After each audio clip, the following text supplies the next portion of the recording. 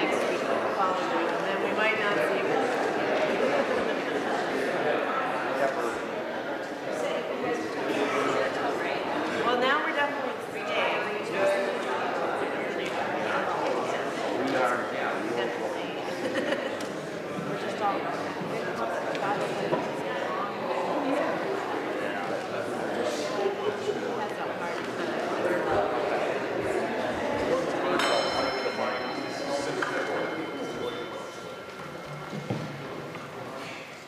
Good morning. Good morning. I am Paula Gribble, Director of Lifespan Religious Education. My pronouns are she, her. Challenged by our liberating faith, we discover deeper spiritual meaning, nurture loving community, cultivate courageous connections, and partner in the work of justice. This is our January Community Sunday, in which a number of engaging activities we'll have and people will be invited to after our shortened service. We'll describe these activities in just a few moments. Welcome to all of you on the live stream and in person. We're pleased to have guests with us in this room and participating virtually. I encourage you to reach out to our Director of Member Relations, Kelly Green. Her picture and email are on the screen. We have large print orders of service if you should need them, personal hearing assistance devices, and an elevator available. There's also a hearing loop in our alternate worship space, which is downstairs in the Bernstein room. And we have coloring pages and fidgets for all ages in the vestibule if that's useful to you or your children. Again, a warm welcome to each and every one of you. Whether you're here in person or via live stream, whether today is your first or your 1000th Sunday, we are stronger because you are with us. We are one people of many beliefs, origins, identities, and genders. We are all growing, all learning, all loved. It is good to be together.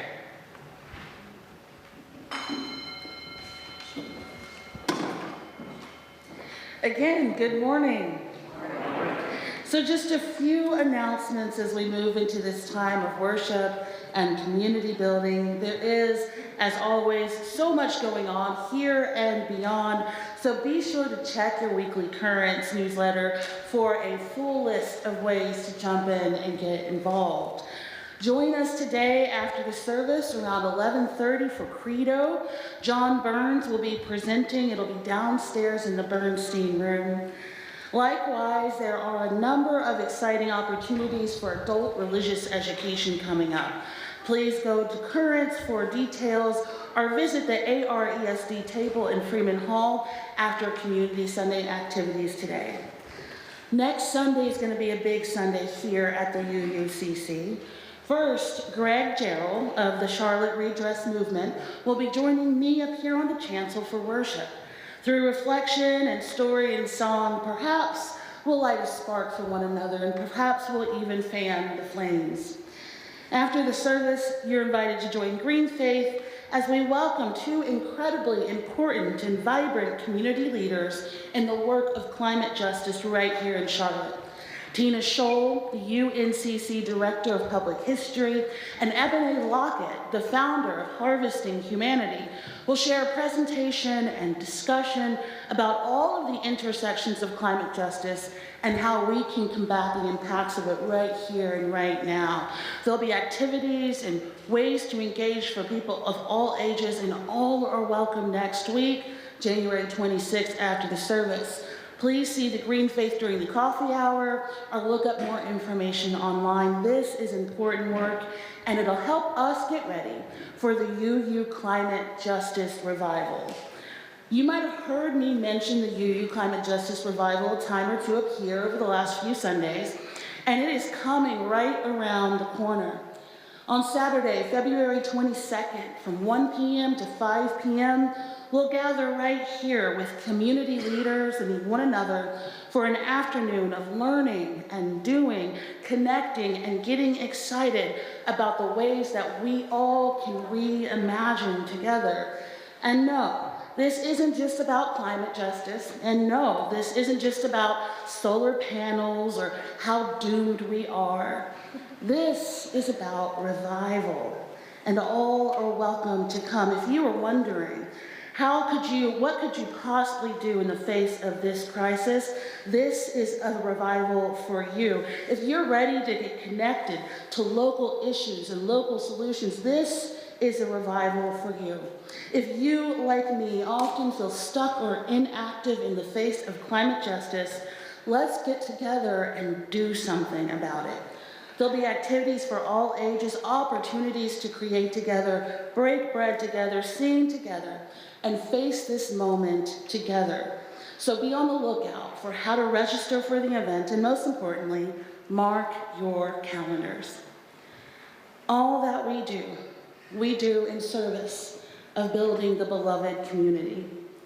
And these days, in the midst of a world on fire, a world rapidly changing, we gather here to practice what it means to be the beloved community, while also building the beloved community, while also reimagining what it could be. So we light our chalice this morning in the act of defiant and stubborn hope. Hope that while so much is pulling our focus this way and that way, that we choose each other and we keep choosing each other every single time. So come, let us worship together. And I now invite you to rise in body or spirit for our opening song, "Oh, I Woke Up This Morning."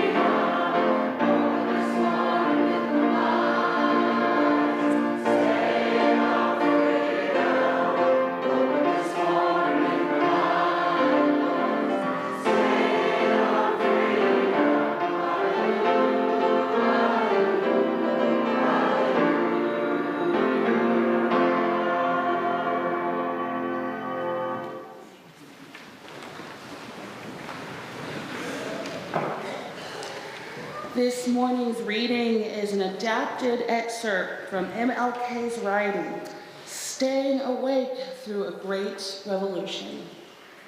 He writes, "We have difficult days ahead in the struggle for justice and peace, but I will not yield to a politic of despair.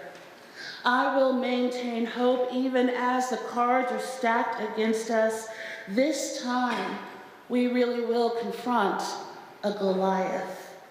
May we be that David of truth set out against the Goliath of injustice, the Goliath of neglect, the Goliath of refusing to deal with the problems.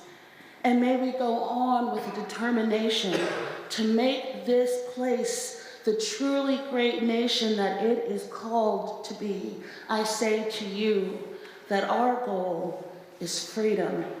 And I believe we're going to get there because however much we stray away from it, the goal of this place has always been freedom. Abused and scorned though we may be as a people, our destiny is tied up in the destiny of one another."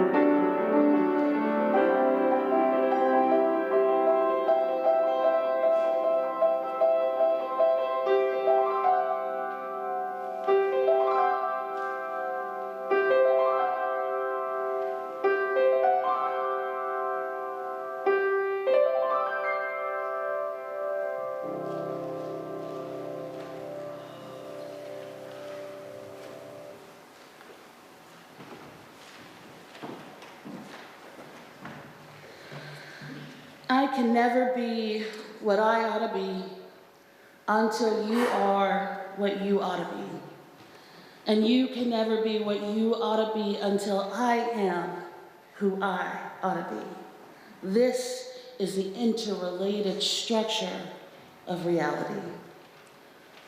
Those words from MLK, written in the now renowned Letters from a Birmingham Jail, capture what it means exactly to meet this moment. In the upcoming days, weeks, months, and years, there will surely be endless opportunities for outrage and endless opportunities for despair around every corner. No doubt there'll be good reason to feel such things in this world, and we will be inundated and possibly overwhelmed by all the directions in which we are pulled and all the places our attention will need to go. That's why it's critical to turn our attention toward one another. We know that just as surely as we are facing these troubled times, that we have in fact been here before. We've been here in recent times, and we've been here before in history.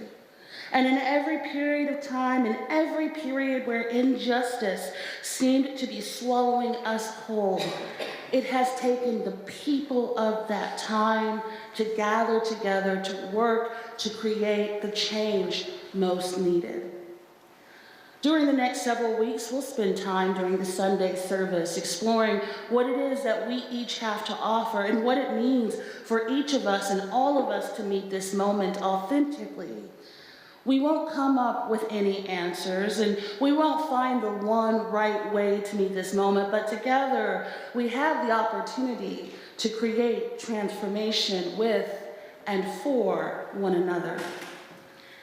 As we spend this time as a nation reflecting on MLK's radical legacy on his birthday tomorrow, we are reminded that the civil rights movement did not start on Capitol Hill. It did not start in courthouses or on the news on TV screens. It started with courageous acts of faith and solidarity and hope. It started in kitchens and church halls and living rooms and lunch counters. It started with everyday people choosing each other time and time again in a way that their voices could not be ignored. And that legacy lives on in communities of faith and communities of change and communities of action to this very day. At the heart of transformation is indeed connection. And this is a time to connect with one another. So may we breathe transformation into the time that we share this morning, knowing that there's only a thin line between the ordinary and the extraordinary, what could be and what already is, and that we are indeed tied in a single garment of destiny. May it be so.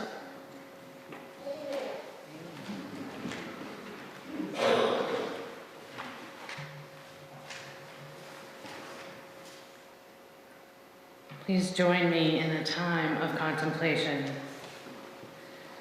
I invite you to breathe deeply, be present to the spirit of life which is in us and through us and around us. We know that there are many things going on in our lives today, tomorrow, the days before, and the days to come. We hold in our hearts those people still going through the wildfires in California, the loss of life and the damage of property, and hope for them some healing. We make note that tomorrow is Inauguration Day, that it might be difficult for some, and we hold space for all that you might feel. As we have done today, we hope you will continue to honor the legacy of Martin Luther King, his words, his actions that have changed us all in some way. And lastly, our hearts are with those in and around the potential ceasefire between Israelis and the Palestinians, and we hope that there is peace to come. We hold all of these things in our hearts, and I ask you to join me in a moment of silence as we hold all of these concerns and those that remain in our hearts.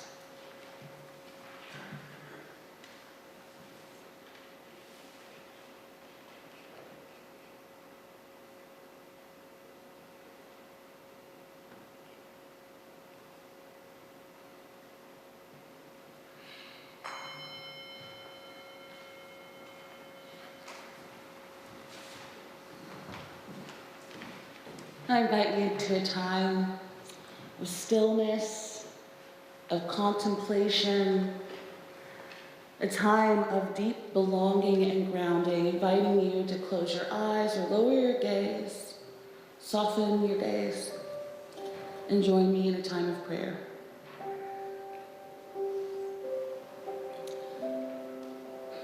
Spirit of life, maybe we didn't wake up this morning with our minds on freedom. Maybe we woke up ready to go back to bed. Perhaps we woke up tired. Maybe we woke up in disbelief as this slow and yet threatening train rolls its way towards us.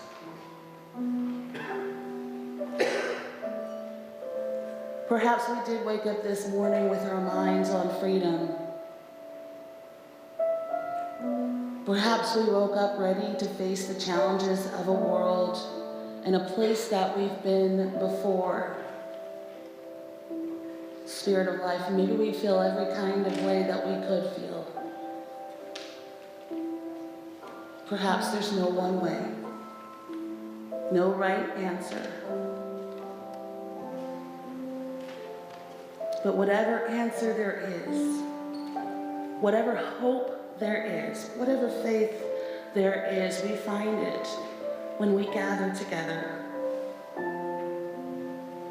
May we continue to hold each other as we transition and transform and discover and uncover. May we always keep in our hearts the words of the Hopi elder, that this may be the 11th hour, and we may want to cling to the shore, but instead we must look around and see who is in there with us and celebrate. So we create the joy, and we create the hope, and we are the blessing for one another. In these times, we know in our hearts, even if it doesn't feel like it, even if we cannot see it yet, that we are the ones we've been waiting for. May we hold this in our hearts. May it always be so. Amen. And blessed be.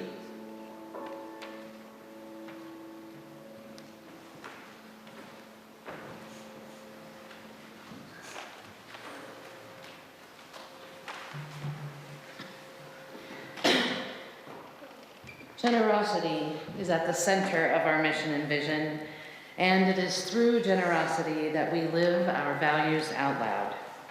What we give allows us to sustain the work of this congregation within and beyond these four walls.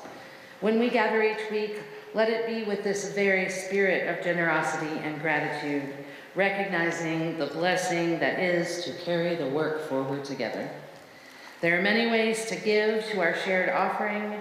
You can text to give at 73256, and it is also on the screen, or you can give directly online.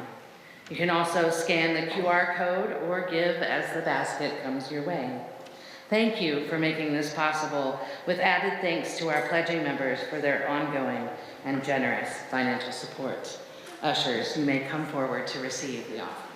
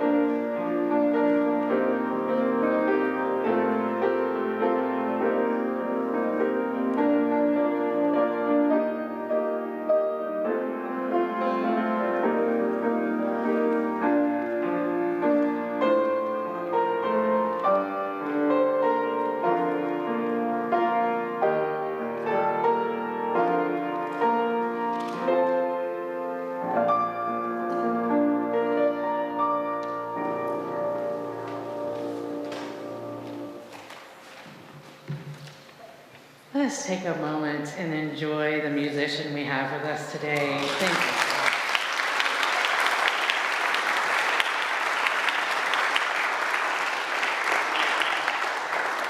At the conclusion of our service in just a few moments, you will be invited to participate in one of our community Sunday sessions, listed on the screen now, and they will be listed again at the end of service, and there's a sign out in the vestibule.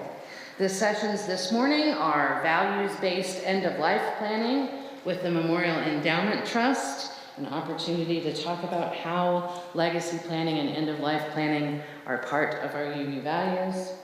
Discovering the Spirit with me in Schweitzer. You may not know where that room is. If you go up the right of the kitchen, up the ramp, and then go all the way to the left to the classroom Schweitzer. Discovering the Spirit, we'll talk about the ways that the ideas of discovery and spirit are connected to one another. Crafting Connections with Christy Miller in Freeman Hall. This is an opportunity to learn more about our UU values and to make bracelets that are symbols of those values. And lastly, but certainly not least, the board and Reverend Amanda will be here in the sanctuary with Governance from the Heart, talking about our aspirational goals, mission, vision, and our end statements. Please rise and body your spirit to sing our closing song, Come and Go With Me.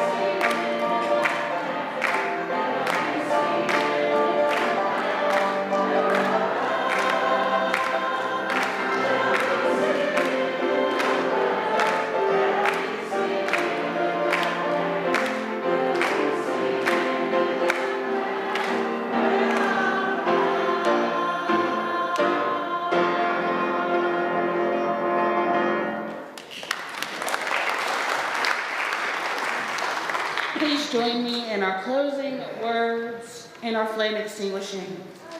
We extinguish this flame, but not the light of truth, the warmth of community, or the fire of commitment. These we carry in our hearts until we are together again. Go now in peace.